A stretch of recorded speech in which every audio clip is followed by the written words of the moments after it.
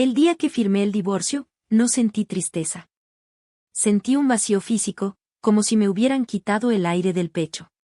Habíamos discutido tanto durante meses que pensé que ya no quedaban lágrimas en mí.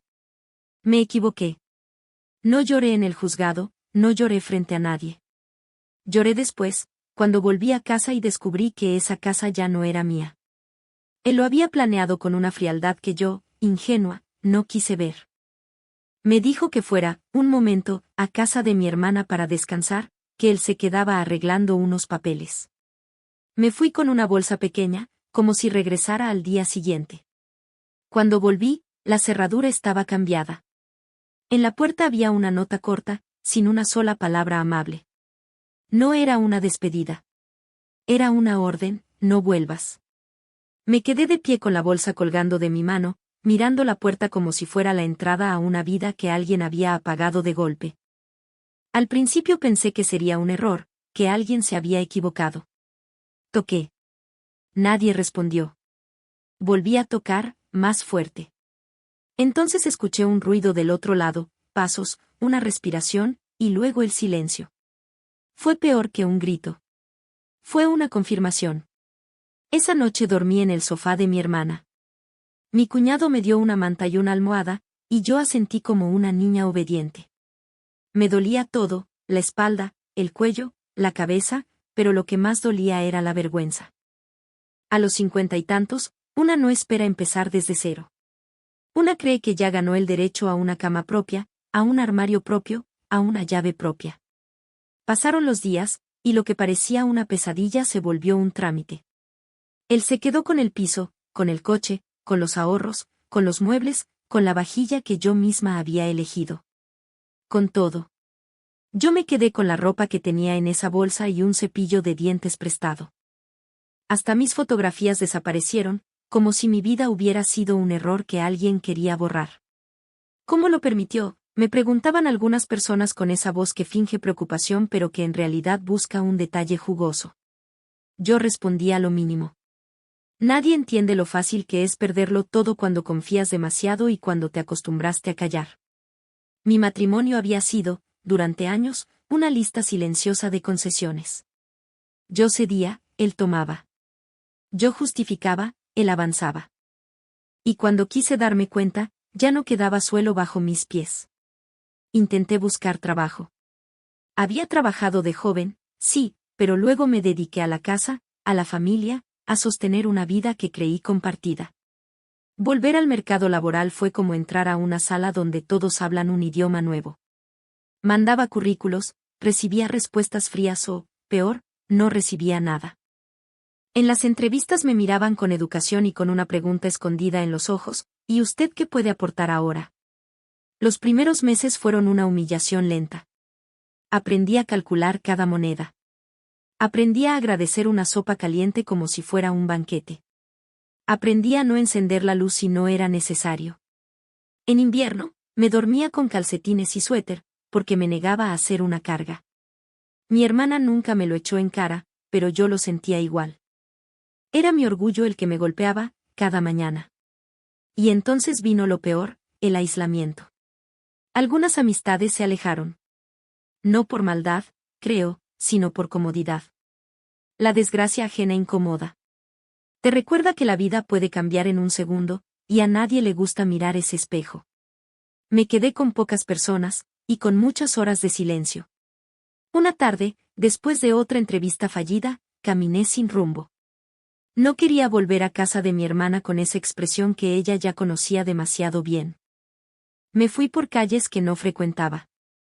Había llovido y el aire olía a tierra mojada.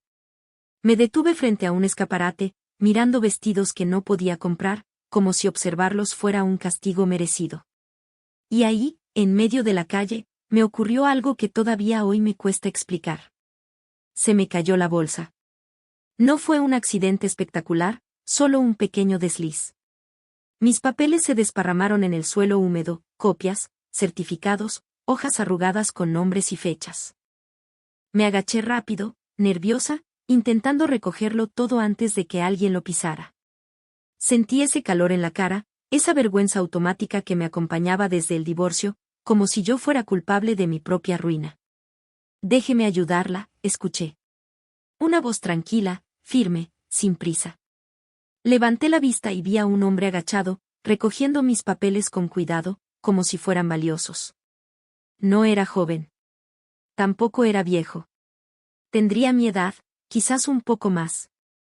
Llevaba un abrigo sencillo, manos grandes, limpias, y una mirada que no tenía curiosidad morbosa, sino respeto. Eso fue lo que me desarmó, el respeto. Gracias, murmuré, sin saber qué más decir.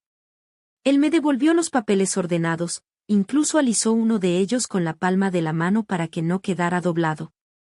Está lloviendo. ¿Tiene a dónde ir? Preguntó con naturalidad, como quien pregunta la hora. Yo dudé. En mi cabeza sonaron todas las alarmas que una mujer aprende a escuchar: no hables con extraños, no confíes, no cuentes tu vida. Pero había algo en su tono que me hizo sentir normal. No una víctima, no una carga, no una mujer a la deriva. Solo una persona. Sí. Vivo con mi hermana por ahora, respondí, y odié esa palabra, por ahora. Él no hizo comentarios. No dijo, lo siento, ni puso esa cara compasiva que yo detestaba. Asintió. ¿Le apetece un café? Propuso. Solo un café. Para entrar en calor. Hay una cafetería ahí. No sé por qué acepté. Quizás porque llevaba semanas sin que nadie me invitara a algo sin esperar nada a cambio. Quizás porque estaba cansada de luchar sola.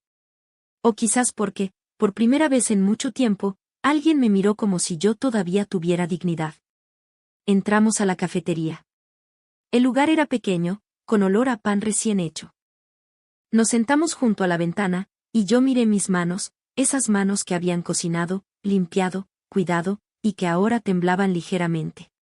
Soy Andrés, dijo él.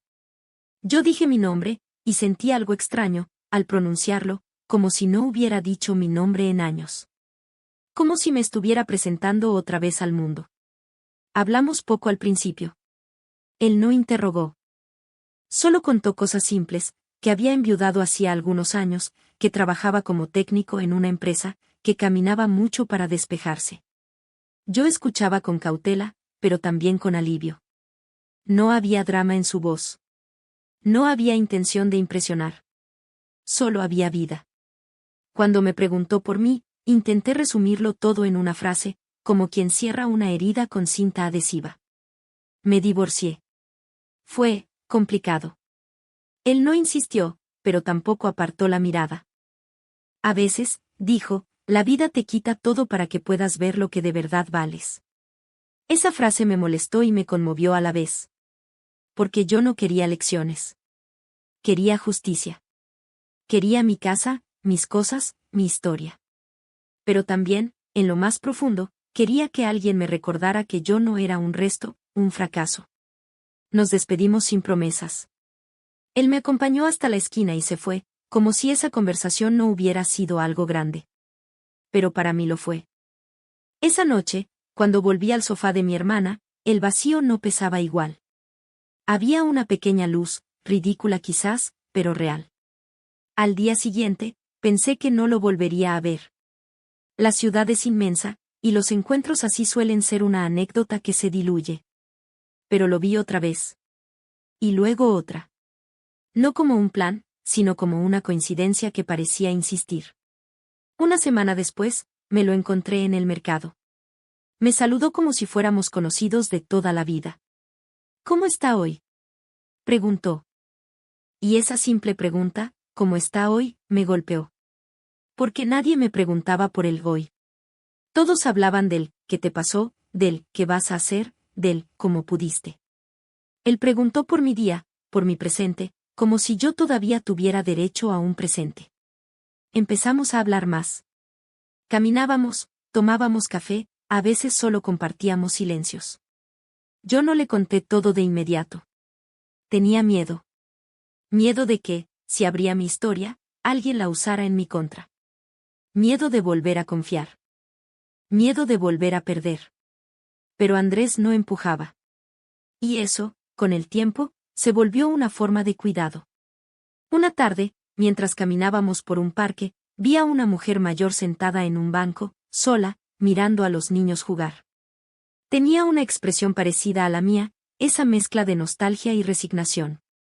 Sentí un nudo en el estómago. No quiero terminar así, dije de golpe, sin pensar. Andrés me miró. Entonces no termines así, respondió. Su frase fue simple, casi dura. Pero tenía algo que yo necesitaba escuchar. No era lástima. Era una invitación a moverme, a levantarme, a recuperar mi propia vida. Esa noche, por primera vez desde el divorcio, me miré al espejo sin odio. Me vi cansada, sí. Con ojeras. Con el cabello apagado. Pero también vi una mujer que seguía en pie. Una mujer que, aunque le hubieran quitado todo, todavía respiraba. Y mientras me lavaba los dientes, con ese cepillo prestado, me di cuenta de algo que me dio miedo, yo estaba empezando a sentir esperanza. Y la esperanza es peligrosa, porque te obliga a imaginar un futuro.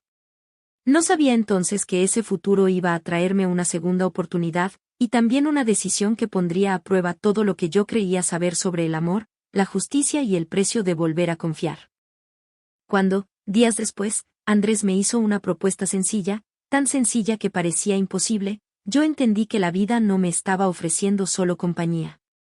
Me estaba ofreciendo un camino. Y yo todavía no sabía si tenía fuerzas para caminarlo. Hoy, cuando miro atrás, entiendo que no fue el amor lo que me salvó primero, sino la decisión de volver a creer en mí misma.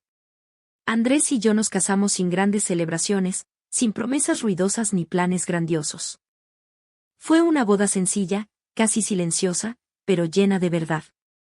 Yo no llegué a ese matrimonio como una mujer rota que buscaba refugio, sino como alguien que ya había aprendido a sostenerse en pie.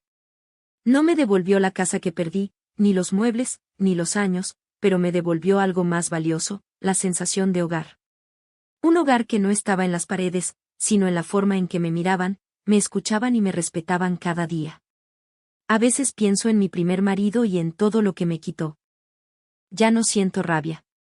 Solo una calma extraña, como si esa historia perteneciera a otra vida. Porque al final entendí algo simple y profundo, se puede perder todo y aún así no perderse una misma. Hoy no tengo miedo a quedarme sin nada, porque sé que incluso en la calle, con una bolsa en la mano y el corazón vacío, la vida todavía puede sorprenderte. Y si esta historia sirve para algo, que sea para recordar que nunca es tarde para empezar de nuevo, mientras uno siga respirando y tenga el valor de decirse, aunque sea en silencio, todavía merezco ser feliz.